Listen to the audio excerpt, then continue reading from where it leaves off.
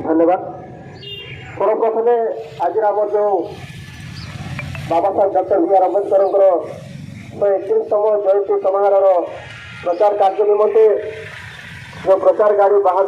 तार जो उद्घाटन कार्यक्रम उपस्थित थी उमरकोट बा नवरंगपुर जिलार आमर अम्बेडकर प्रेमी अम्बेडकर विचारधारा को पालन कर मानुवा समस्त वयोज्येष्ठ बापा भाई समस्त को संग्राम अभिनंदन जनावा आज कार्यक्रम को सठिक भाव में आग को यही प्रचार कार्यक्रम चालू दशगटी ब्लॉक में छात्र श्रृंखला सहित प्रचार चालू एवं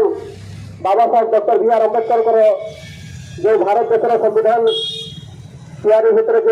अवदान अच्छी से जो बहुमूल्य अवदान को समस्ते जानतु शिखतु बुझतु बोली ये कार्यक्रम को ठीक रे चालू बोली आज आम भितर जो सरकारी मुख्य अधिकारी